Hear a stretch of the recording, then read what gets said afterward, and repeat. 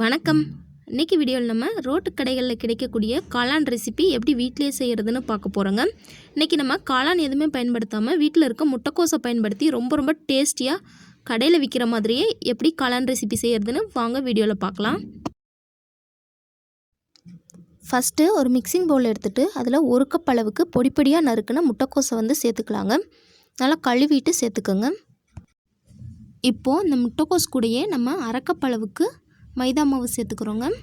எந்த கப்பில் கோஸ் எடுத்தோமோ அதே கப்பில் அரை கப் அளவுக்கு மைதா மாவு கூடவே 1/4 கப் அளவுக்கு கார்ன்ஃப்ளவர் மாவு சேர்த்துக்கலாங்க. இது கூட 1 டீஸ்பூன் அளவுக்கு இஞ்சி பூண்டு விழுது சேர்த்துக்கலாம். இது கூடவே 1/4 டீஸ்பூன் அளவுக்கு மஞ்சள் தூள் சேர்த்துக்கலாங்க. அதுக்கப்புறம் 1 டீஸ்பூன் அளவுக்கு தனி மிளகாய் தூள் சேர்த்துக்கலாம். அதுக்கப்புறம் 1 டீஸ்பூன் அளவுக்கு கரம் மசாலா சேர்த்துக்கலாங்க. கடைசியாக அதுக்கு தேவையான அளவு உப்பு சேர்த்துக்கலாம்.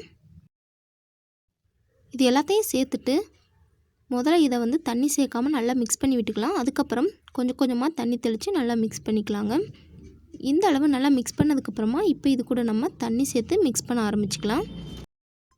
தண்ணி அதிகமாக சேர்த்து பிசையாமல் கொஞ்சமாக தெளித்து இந்த மாவியெல்லாம் ஒன்று சேர்ந்து வர அளவுக்கு மட்டும் பிசைஞ்சால் போதுங்க.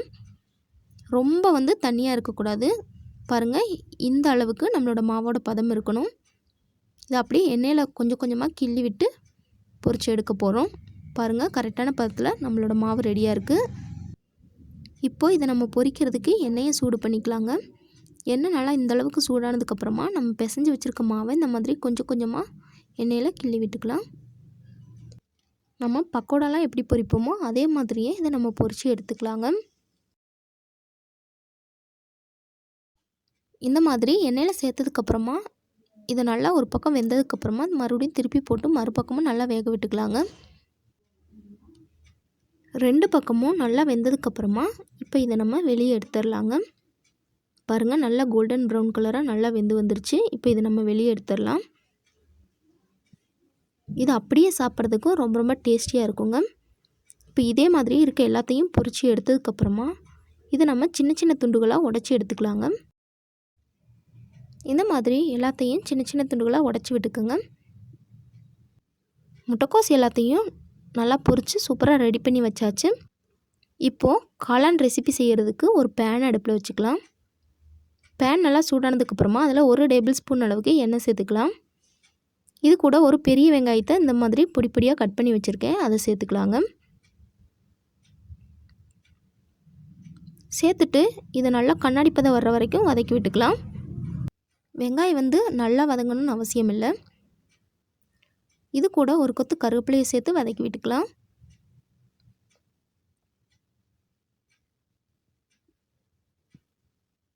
இந்த அளவு வெங்காயம் வதங்கினதுக்கப்புறமா இப்போ இது கூட நம்ம 1 டீஸ்பூன் அளவுக்கு இஞ்சி பூண்டு விழுது சேர்த்துக்கலாங்க. சேர்த்துட்டு இஞ்சி பூண்டு பேஸ்ட்டோட பச்சை வாசனை போகிற வரைக்கும் இதை நல்லா வதக்கி விட்டுக்கலாம். இப்போ இது கூட 1 டீஸ்பூன் அளவுக்கு தனி மிளகாய் தூள் சேர்த்துக்கலாங்க. கூடவே அரை டீஸ்பூன் அளவுக்கு கரம் மசாலா. அதுக்கப்புறம் இந்த காளான் ரெசிபிக்கு தேவையான அளவு உப்பு சேர்த்துக்கலாம். சேர்த்துட்டு இந்த மசாலாவோட பச்சை வாசனை போகிற வரைக்கும் இதை நல்லா வதக்கி விட்டுக்கலாம். நம்ம ஏற்கனவே மிளகாய் தூளெல்லாம் சேர்த்துருக்கோம், அதனால் உங்கள் காரத்துக்கு தகுந்த மாதிரி சேர்த்துக்கோங்க. சேர்த்துட்டு இந்தளவு நல்லா மிக்ஸ் பண்ணி விட்டதுக்கப்புறமா இப்போ இது கூட நம்ம சாஸ் சேர்த்துக்கலாங்க. 1.5 டேபிள் ஸ்பூன் அளவுக்கு டொமேட்டோ கெச்சப் இது கூட நான் சேர்த்துக்கிறேன்.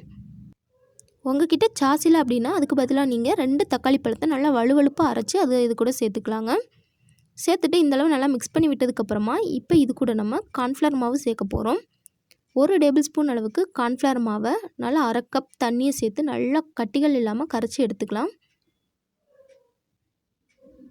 நல்லா கரைச்சி எடுத்ததுக்கப்புறமா இதை நம்ம இந்த மசாலாவோட சேர்த்துக்கலாங்க.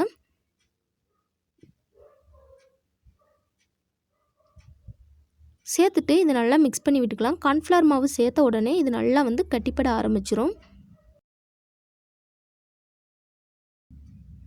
நல்லா திக்காய் வந்திருக்கு. இந்த ஸ்டேஜில் நம்ம மறுபடியும் ஒரு அரை கப் அளவுக்கு தண்ணி சேர்த்து இதை நல்லா கொதிக்க விட்டுக்கலாங்க. இந்த அளவு நல்லா கொதிக்க ஆரம்பித்ததுக்கப்புறமா இப்போ இது கூட நம்ம பொரிச்சு வச்சுருக்க முட்டைக்கோசை இது கூட சேர்த்துக்கலாங்க. சேர்த்துட்டு இது எல்லாத்தையும் நல்லா மிக்ஸ் பண்ணி விட்டுக்கலாங்க. இந்த பொரிச்ச முட்டைக்கோஸ் எல்லாமே நம்மளோட மசாலாவில் நல்லா கரைஞ்சி வரணுங்க. அந்தளவுக்கு நல்லா மிக்ஸ் பண்ணி விட்டுக்கோங்க. நல்லா வந்து லைட்டாக உடச்சி விட்டு மிக்ஸ் பண்ணி விட்டுக்கோங்க. ரொம்ப கெட்டியாக இருக்க மாதிரி தெரிஞ்சுன்னா மறுபடியும் ஒரு 1/4 கப் போல் தண்ணி சேர்த்து மிக்ஸ் பண்ணி விட்டுக்கோங்க.